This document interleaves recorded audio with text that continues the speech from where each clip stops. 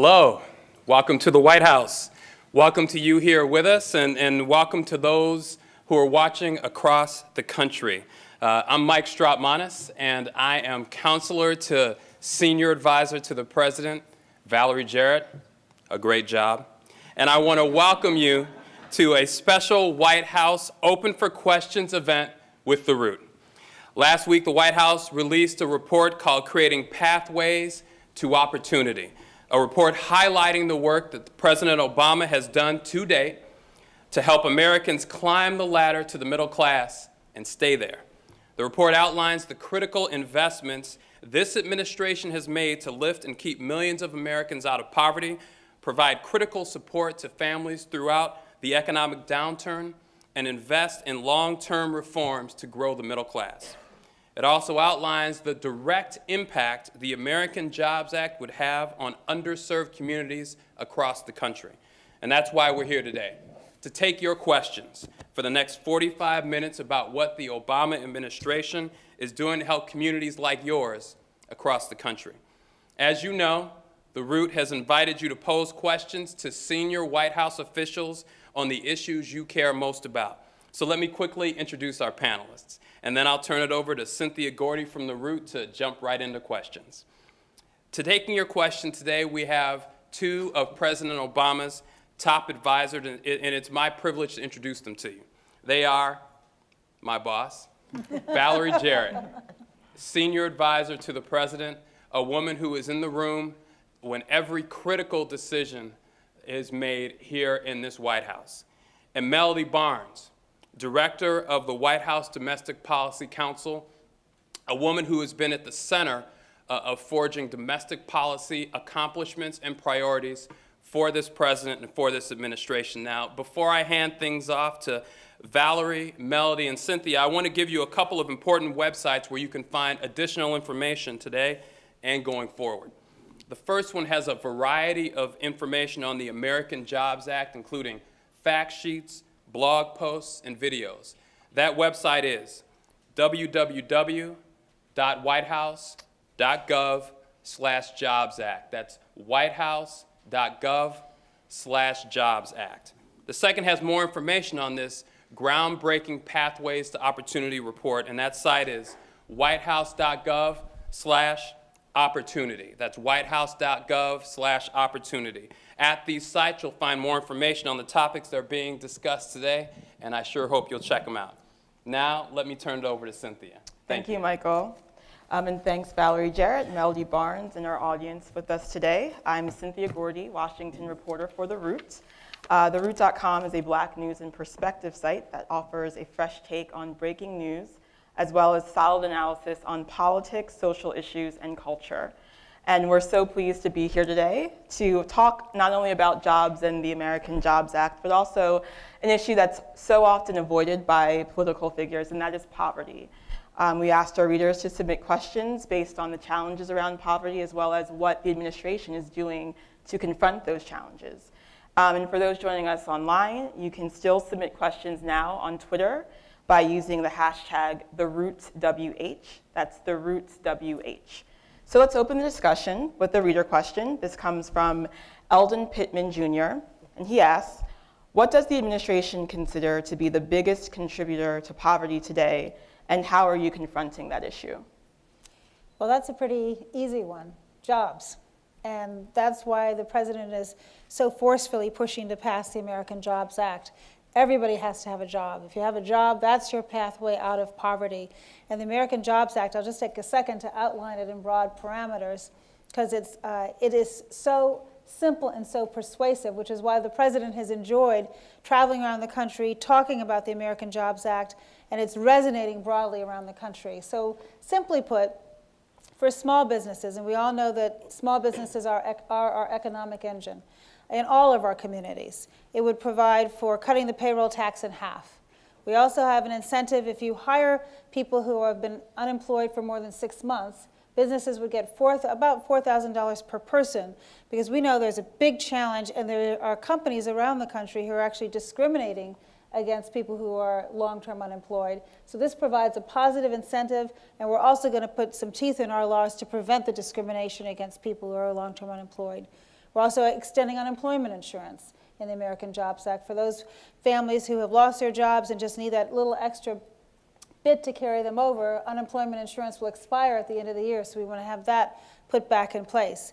There are programs in there to provide for infrastructure. The construction industry was so hard hit by the most recent downturn. We want to rebuild our roads and our bridges, our schools. There are funds in there for 35,000 schools around the country to be renovated.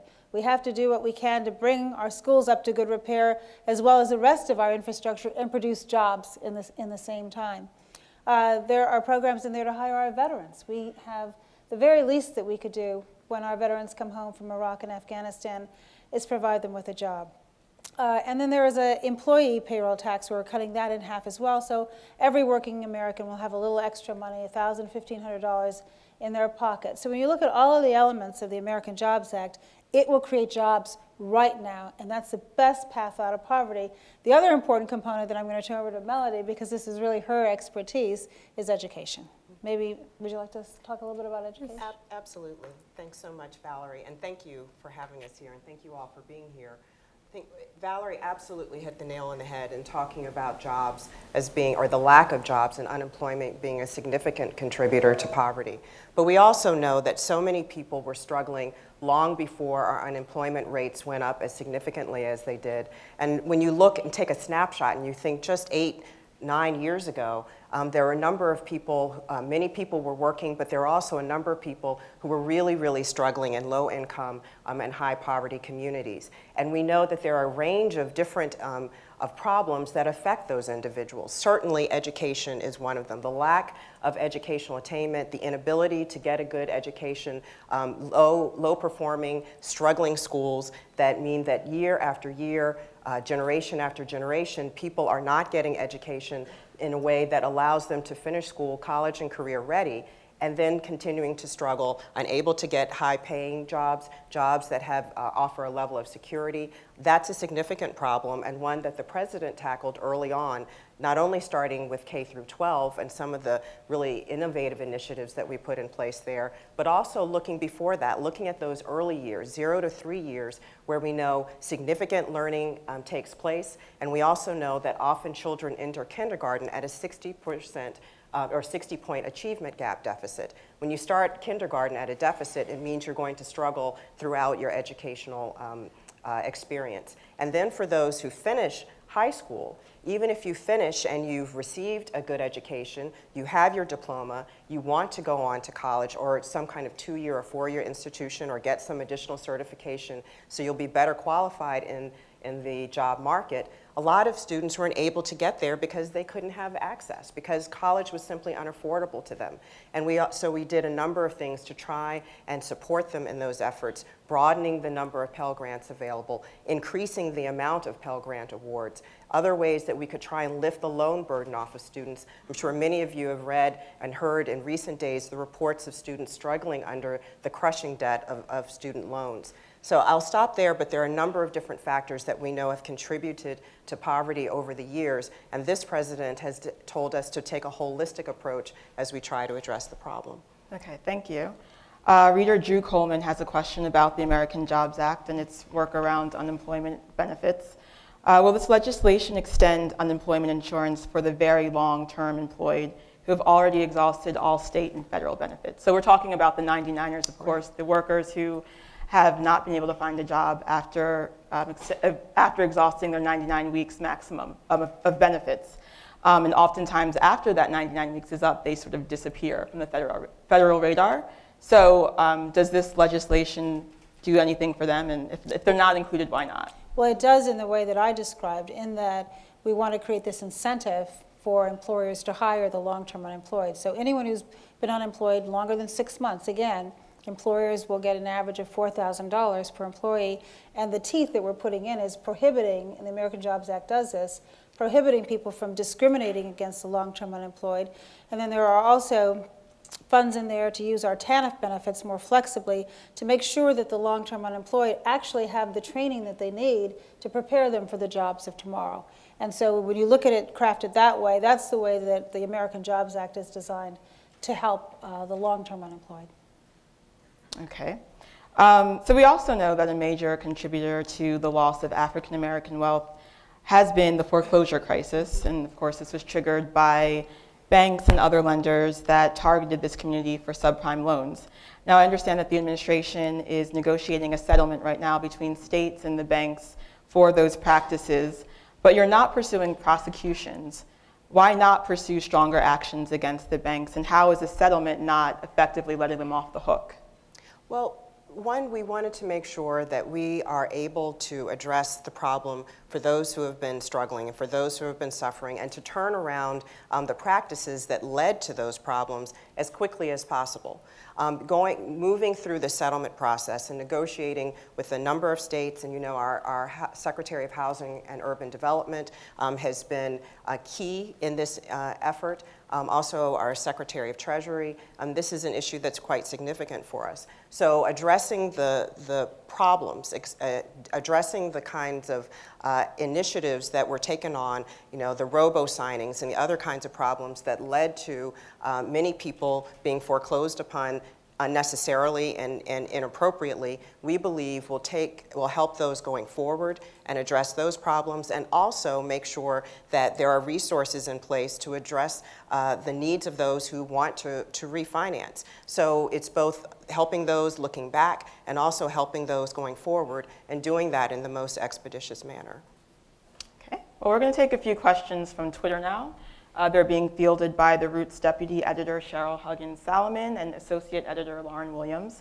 And after that, our Managing Editor Joel Dreyfus will take questions from the audience. So first, we're going to start to take questions from Twitter. Okay. So, Big Sky Girl asks, why do you suspect the Republicans in Congress have such a hard time giving your administration credit for anything? Well, that's a pretty simple question. Thank you for asking it, though. I think the fact of the matter is the Republicans have been very forthcoming. They want to see the president fail. And I think what the president has said, and you've been hearing him loud and clearly saying this in the context of the American Jobs Act, people are suffering today. All across our country, families are struggling to make ends meet. They want a job. All they need is a little bit of help. And that's part of what government is supposed to do, is to give people help, provide them that safety net, give them the wherewithal to move out of poverty into self-sufficiency. And we don't have time to wait for the next election. People need help right now. They need it today. And so what the president is saying is, put politics aside and let's support what we know is going to be good for America. And you know, everything that's in the American Jobs Act, and it's important to know, and the president said this when he first launched it, are historically programs and initiatives that have received bipartisan support. You know, funding for our teachers, infrastructure, ways of investing in the United States to make us competitive. Mm-hmm. The tax cuts. The tax cuts for small businesses. And so right now, because the entire package did not pass last week, what the president has said is, well, we're going to come back with each component package. And so today, for example, the Senate has called up jobs for teachers and first responders, firefighters, police. Every community across the country, cities and states have been so hard hit in terms of their budget. And so we want to make sure that these vital services are still provided. Our communities will be safe, fires will be responded to, our teachers will be in the classroom, funding for 280,000 teachers. Let's see why the Republicans would vote against that. And let them explain. It's a tough thing to explain that you're not going to support that. So every week we're going to come back with different components of the American Jobs Act, force a vote, hold them accountable for why they would vote against it. And the only explanation we can think of would be that they just don't want to see the president succeed. This isn't about President Obama. This is about what's good for our country.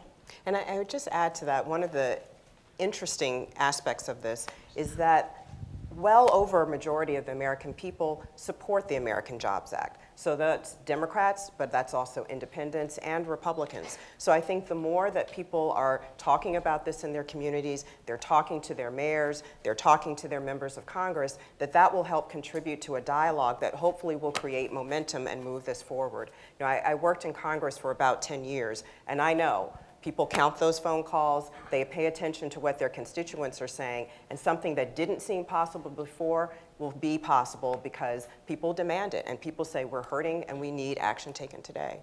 Okay, I want to follow up on that strategy of breaking the bill up into chunks and then forcing a vote on each piece. And I guess this is with the hopes that I guess the Republicans will lose their nerve and then start voting for them. But for people who have been sort of observing this Congress, we've seen this very strong resolve against supporting the Obama agenda. So do you have a plan B? And do you really think that they're going to start voting for these bills? And if not, do you have a plan B? Well, you know, one thing I remember last winter, we were heading into a lame duck after the election, and people said nothing is going to happen in the lame duck session, absolutely nothing. And instead, we passed one historic bill after another, including legislation that expanded tax credits that helped the most low-income Americans, also included the payroll tax cut that put about $1,000 in the pockets of most American families.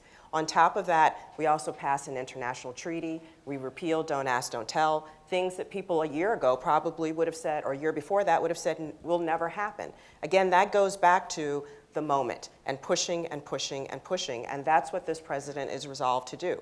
Now, because of our system of government, because we can send legislation forth, the president can sign it into law, he can veto legislation, but he can't pass legislation. So if what is required legally to happen legislatively doesn't happen in Congress, then the president, though he's doing everything he can administratively, can't wave a magic wand to make it happen. So for changes in the law, we have to work with Congress and we have to continue to push Congress. Okay, I'm going to kick it back to Twitter. So this is from Kristen Bornhorst. What can unemployed and others do to get the act passed? Well, their voices, whether you're employed or unemployed, your voice counts and your stories count. I think part of what we have to do is really educate Congress and educate the broader community, our neighbors, our families, about what's at stake here and what the impact is. Each individual story is so important to highlight about what the impact of not having a job is, not just on you, but your family, your community, the economy. Part of the reason why we want to extend unemployment insurance is not just because it provides that important safety net for the individual and for their family, but it also provides a jolt to the economy. You're going to take that money and you're going to go out and you're going to spend it, and that's going to help the economy grow as well. And so I think what we are really trying to do, and what the president did on his bus tour through both North Carolina and Virginia over the last few days, and what he is going to continue to do until we have results, is try to educate everybody about what's at stake here. And the voices of the unemployed telling their story about what the impact, the personal story about how this affects them, is very important, and it's very compelling, and it's helpful to tell the story around the country. And we believe ultimately Congress will have to listen to those stories. The Republicans in Congress will have to listen to those stories. Do we have questions from the audience? Yes, I'm going to start off with some questions on cards that were handed in by the audience. The question is from somebody concerned about states like Ohio that have lost so much of their industrial base. Do you have any plans to try to revive some of the traditional industrial jobs in addition to the new technologies and the green tech and all of those things that the president has talked about? We know just last week the president was in Detroit, and this applies to Ohio as well. What the president did by investing in the automotive industry, Chrysler, and making sure that Chrysler and GM had the resources that they needed to come back really from brink of disaster. And now the plant we were in Detroit, which was pretty much shuttered, is now back to full speed ahead. All throughout Ohio, the same thing. The automotive industry is now back and profitable in this country because of the steps that the president took. And at the time that he took it, people thought this was a very unpopular decision. Well, why would you invest in a dying industry? Well, you know what? Our automotive industry is not dying. It's far from it. We were in Detroit last week with the president of South Korea, who was speaking so favorably about the free trade agreement, which is going to open up even more possibilities for our cars to be sold all over the world, and particularly in South Korea as a result of this agreement. So yes, we are absolutely committed to manufacturing. And part of what makes our country great is that we have to be diverse in our interests. We can't just focus on one segment. We can't just do high tech. We can't just do advanced manufacturing. We need a diverse industry. And the president is absolutely committed to making sure that we have that diverse industry and that we have a workforce that is prepared for the jobs of tomorrow. Melody mentioned how important it is that we're working with our community colleges. We have an initiative where employers are helping design the curriculum.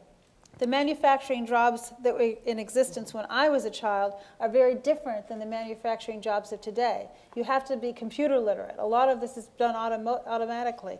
And so it's important that as we train people for the manufacturing jobs of tomorrow, that they have the skill set to go with it. And we're committed to working with the private sector, who are ultimately the people who are going to be hiring, to make sure that they have a workforce that's prepared to compete in this century. And I just want to add one more thing to what Valerie was saying, and using the automotive industry as the example. When we were going through this process of working with the auto industry, and people were saying it can't be done, people were saying just let them go, which not only would have affected workers there, but all the workers that surround that industry. Not only did the president say we can't do that, but he said when we do it, we have to do it in a smart way. This is a traditional industry, one that has helped support a middle class in these communities for decades. But at the same time, we had to think about what kind of automobiles are we producing so that we are competitive in a global economy. So you look at the work that we were doing at the same time around fuel efficiency and the negotiation around cars and also around trucks that took place last year and again this year, so that those automobiles are competitive globally and will support that industry. So it's not only thinking how do we invest in smart manufacturing and maintain our manufacturing base, it's also how do we do it in a way that people are going to want to buy what we in fact are trying to sell. And that also goes into this clean energy economy that the president is supporting. How do we create an industry and support an industry that is going to ensure that we are producing things that people will want to buy around the globe and we can compete with others who are doing the same thing? Okay, we'll take another audience Yeah, question. there's two similar questions that ask about the balancing of jobs and the impact on the environment. I have a gentleman here from the Sierra Club. Quentin James, can you raise your hand? Here he is. There he is. Quentin wants to know, hang on here, how do you create jobs without sacrificing the health and safety of Americans? Well, it is easy to do both, and I think oftentimes you'll hear that it's one or the other. It's absolutely both. A good example of way we can do it is an idea that came from the President's Jobs and Competitiveness Council, and that's retrofitting buildings. Creates jobs. We're going in there, we're making them more energy efficient. We're looking for, right now, a way of targeting about 14 different projects around the country where we can expedite the permitting process so that we can get these buildings retrofitted faster and get people to work quicker. And so that's a simple example of where you can do both. And so it's a false choice. There's absolutely no reason why we can't, as Melody was saying, the work we did with the automotive industry, making these cars fuel efficient is good for the environment, and producing a product that people want to buy is going to be good for creating jobs as well. So we can do both. Okay, the next question comes from reader Beverly Campbell. What can be done about ending credit checks for jobs and other hiring practices that discriminate against the poor and unemployed? And I understand that the American Jobs Act proposes legislation that would end these kinds of practices, but how is that designed? What does that law look like? Well, we know, and so many people have told us from around the country, and you all may have seen them yourselves, these postings, these billboards, announcements in newspapers, that if you've been unemployed for X amount of time, don't apply for the job. And what this president insisted that we do is prohibit those kinds of practices. So that just because a person has fallen on hard times in a very, very tough economy, as people are trying to make their way back, the fact that you haven't been employed won't stand as a barrier to you being employed.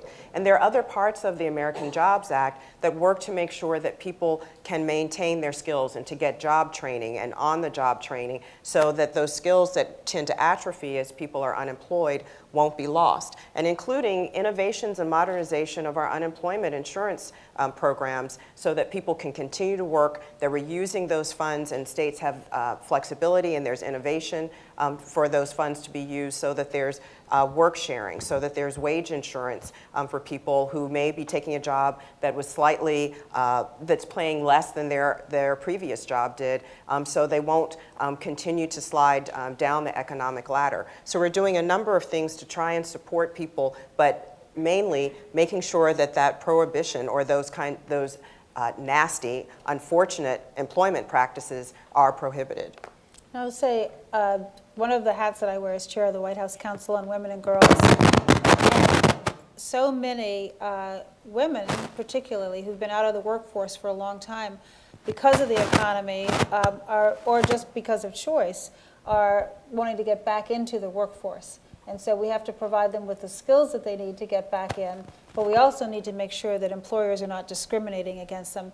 So even putting the fact that they're discriminating against long-term unemployed aside, within that class, women are facing a huge obstacle as well. And so we need to do what we can to make sure that they can get back into the workforce. Okay, now the link, this is from reader Oscar Scott. The link between lack of education and poverty is well proven. And despite the president's goal of a college-ready, college-educated population, every student isn't going to go to college. What policies will the administration implement to increase access to vocational and technical training? Sure. Well, first of all, the president's goal, the president has a couple of goals. I mean, one of them is ensuring by the year 2020 we have the highest proportion of college graduates in the world. That is a critical goal because we know that we've been sliding backwards in that. That we also know that the vast majority of jobs that are coming online, jobs over the next 5, 10, 15 years, will require some kind of post-secondary education. At the same time, his other goal is that we are graduating students college and career ready. So that understands that not every student is going to a 4-year institution or wants to, but that we are preparing students to enter 2-year institutions and also receive some kind of certification, additional training to be ready for the jobs that we've been talking about this afternoon. We've done that in any number of ways. Our support for community colleges, which is really historic. I think never before has an administration supported community colleges in such a full-throated way. In fact, we just announced a couple of weeks ago about $500 million going to community colleges to make sure they're innovating, that their curriculum, they're thinking about online training, the additional services that many students may need, particularly those who may be a little older and have families, that those are all aligned with students being able to get jobs in the future and jobs that are actually in existence. I know the president said to us, you know, I know it sounds simple, Melody, but when a person gets a certificate, when a person finishes a 2-year program, there should be a job on the other side waiting for them. We've also partnered actively with the private sector to do this. There's a program called Skills for America's Future that it was born out of an earlier iteration of the President's Jobs Council. And that is a partnership that, again, works with community colleges, works with employers to make sure that students are getting the kind of education that they need and that it's meeting the need that actually exists, the demand that exists in the market. On career and technical education, that's an area that we've focused on, and we've said there have been reorganizations around CTE, but those reorganizations, while important, we think we can get better results. We can get even increased results out of that. And the Department of Education is working towards a reform of that area that ensures that skills are aligned with what's on the other end, and that students, again, are getting a college and career-ready education. Okay, next question comes from Maria Holtz. Why is the administration just now addressing poverty? Now, I'll build on that a little bit. I think, you know, because I'm sure you'll say we've always been addressing poverty, but what prompted the White House to draft the Pathways to Opportunity report, and also the American Jobs Act? Because I think a lot of people are thinking, where was this conversation, where was this bill a year ago, and why now? Sure. Well, we decided to draft the report in many ways to respond to what people like the viewer, the writer, is saying to us. People were asking, what have you done? And we knew that we had been doing quite a bit over the last couple of years, but we needed to put that together in a way that was digestible, in a way that people could see it all in one place. We were responding to you. We were responding to the people who are watching this right now. But again, because that report was just released within the last week, doesn't mean, to your point, you're absolutely right, that we would say that we haven't been doing anything to address this need. In fact, we've been trying to address it from day one. The predecessor, yes, the American Jobs Act is the focus right now for the president for the reasons that Valerie has described. But remember, within a couple of months of coming into this administration, walking into the White House, we passed the Recovery Act. And in the Recovery Act, we had the expansions of tax credits for low income, for those who are the working poor.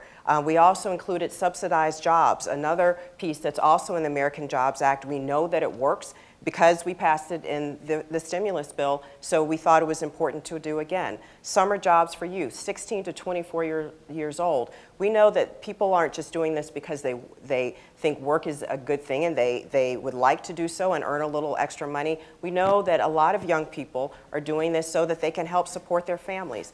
All of this goes on and on and on. Passing health care reform, another important and signature piece of legislation to make sure that people not only have affordable health care, but people have access to health care that they didn't have before, that you don't go bankrupt because you get sick. So the list of things that we've done over the past 2.5 years is quite substantial. The need is still very great. We continue to press forward, but we've been working on this since we set foot in the White House. And I think it's a fair critique to say one of our challenges is getting information out. I often will travel around the country and I'll talk to small businesses, and they aren't even aware of the tax advantages that we've passed, 17 different tax breaks for small businesses. And so part of what we have to do is be better messengers, and by pulling all of this information so well into one booklet, the way Melody and her team have done, I think is a very important step for helping us communicate. And we need to do more of that, but it's really more an opportunity, as Mel said, for us to respond to people saying, well, what exactly have you done? Well, now you can go and you can look at this booklet, and keep in mind, we're not done. We're going to keep going. We're always looking for new ideas. If anyone here has suggestions, if you have a small business and there's something more that we could do to incentivize you to invest and grow and create jobs, if you're unemployed and you think that there's a particular way that we could design a program to meet your needs, part of why we wanted to do this with The Root is to engage and to have a conversation and to get new ideas. The president, as Mel could tell you, has this insatiable appetite for anything that's going to move our country forward. And there are no bad ideas. He was interested in hearing from the Republicans if they had good ideas. As it is, right now, they haven't come forth with something, but we are open to good suggestions from wherever they come. And I would just say the Pathways to Opportunity report doesn't reflect everything, even everything that we've done. In that report, we've tried to describe some of the new initiatives, the signature Obama administration initiatives, but that sits on top of efforts and initiatives and legislation and policy that's been in place for a while that we've continued to support. So you put all that together, and we've been working to try and address the needs of low-income Americans. Okay, I'm going to bring it over to Twitter. So Kezia MW, she wants to know what the administration is doing to assist the self-employed. Well, in fact, in the American Jobs Act, there is a provision, as I was talking about modernizing the unemployment insurance program, that helps those who have been unemployed, but also see this as an opportunity to perhaps to start a business, and providing resources to those individuals for a period of time. If things don't work out, and we know it's tough starting your own business, the ability to go back and to continue to receive those benefits if they're needed. There are also programs at the Small Business Administration, at the Department of Labor, and elsewhere that support those who want to start their own businesses. We believe entrepreneurship is a great engine in the United States, and the President wants to do everything to be supportive of it. One of the ideas that came from the President's Jobs and Competitiveness Council was to really drill down and focus on how to start up America. And so Steve Case, the founder of AOL, has started a new 501c3 called Startup America. And it's designed to bring together entrepreneurs, former entrepreneurs, people who know what it's like to begin with nothing, you know, starting in your garage, starting in your basement, and take it to scale and try to figure out what are the barriers to entry. Is it access to capital?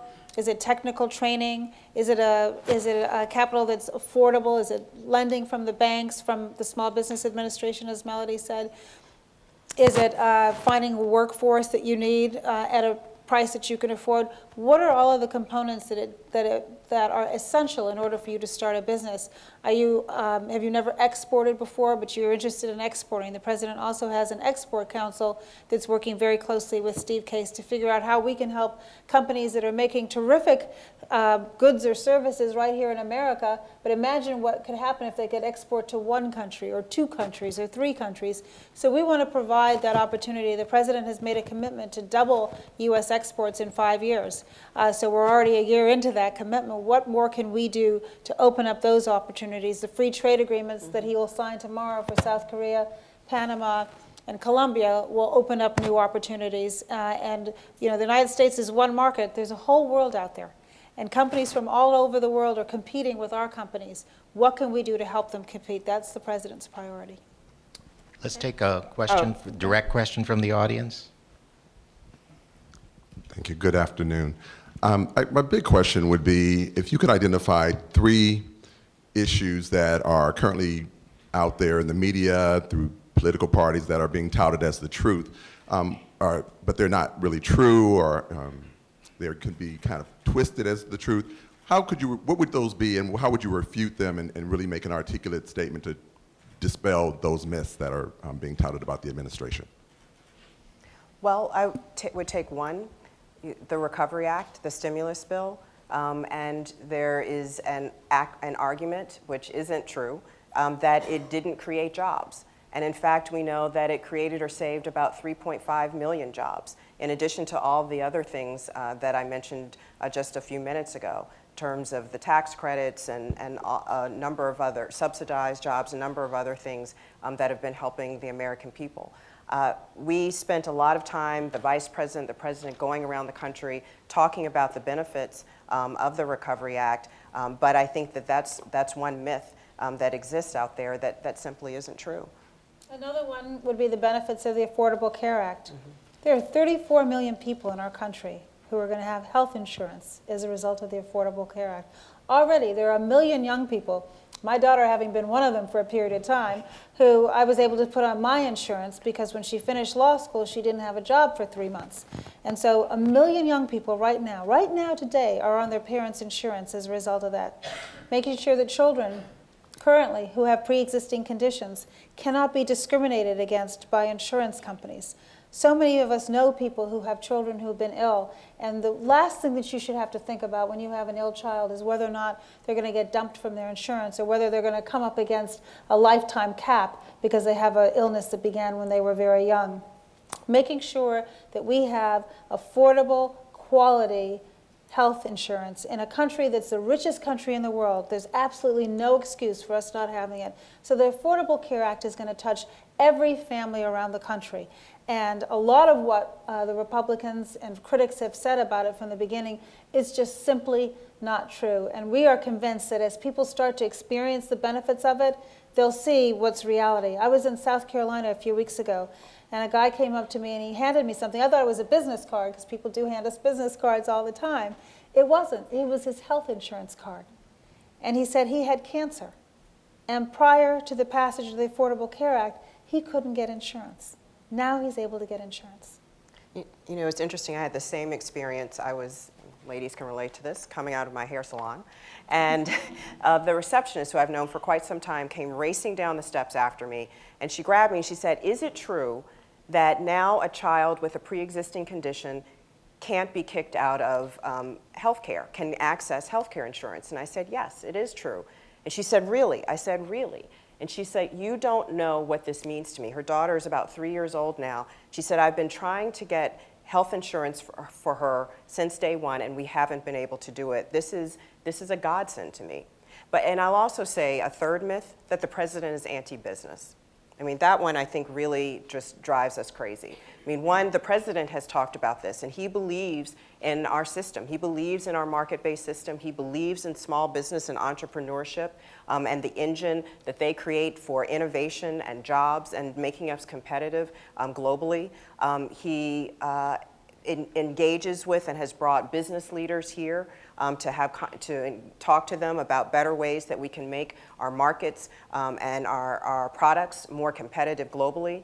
At the same time, he believes that we have to balance that with the needs, the healthcare, health-related and safety needs of workers and consumers. But he believes in our system, and he believes that by creating jobs and supporting businesses, that we are also able to make sure that American workers have greater security. But we have to balance those things, and we have to do it in a smart way. Okay, so Melody, you surprised your colleagues today with the announcement that you'll be leaving the White House at the end of the year. Surprised and saddened her colleagues today, I would add. And you know, you've been with the Domestic Policy Council from the very beginning of the administration, and obviously at a very challenging time. So I want to know what you think is the most impactful policy that you've helped develop during your time. You know, that's almost like asking you to pick among your children. You know, which one do you love the most? And I think one of, well, first of all, I'll say this. I remember when I took the job, and you know, little old ladies at my church would come up and say, "Baby, we're so proud of you, but woo, all that stuff you've got to cover." And you know, the domestic policy landscape is so broad, and it's everything from education to the work we do on immigration, the work we've done on childhood obesity and fighting that, civil rights work. I mean, the list goes on and on, healthcare, energy, and I've been thrilled to work on all of those issues. And as I was telling my team today, our ability to drive that forward because the president has given us the room and demanded that we do these things and create opportunity for the American public has been so significant. And I think we have been able to make changes, even though there's so much work to be done.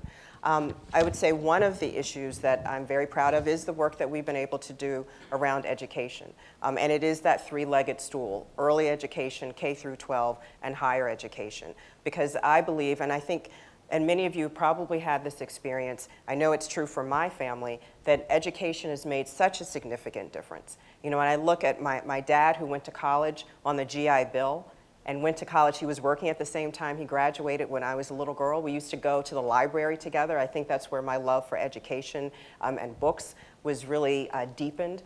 My mother, who worked so hard on scholarship, her mother, who worked in a tobacco factory, but worked to save their money to put my mother through school, and her love for education and work as an educator, and it's changed my life. I mean, those are my beginnings, and now I've been able to work for the President of the United States. Education changes lives, it changes communities. It is important that it be coupled with all the things that we've been talking about today, but that's one example of something that I'm very, very proud to have worked on. I want to say something about Mel, since you opened up the topic. Go ahead. Culture, because, well, first of all, one of the things I have enjoyed most about being a part of the Obama administration is having a chance to work so closely with Melody. And not only is her depth and breadth of understanding of the complicated policy issues and how they all fit together second to none. I don't know anyone, and I know a lot of folks in this space who have the mastery that Mel does, but more important than that, and I think you just heard it, is her passion and her commitment and her drive and her willingness to work 24 hours a day, 7 days a week. And when you do that over a long period of time, at some point you have to put your head up and say, okay, let me take a breath now. But President Obama and the First Lady, because Melody has also been very involved in the First Lady's Let's Move initiative, are just so grateful to her service to the President's administration, but to our country. And so she is the consummate public servant in the true meaning of the word, and we just owe her, and our country owes her, a debt of gratitude. And if I go much further, we'll both start crying. Yeah, no. So I'm gonna stop. Thank you.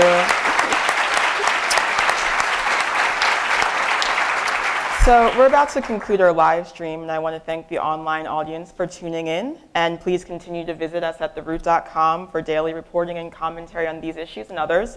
And thank you again for joining us. And we're going to take more questions now from the audience.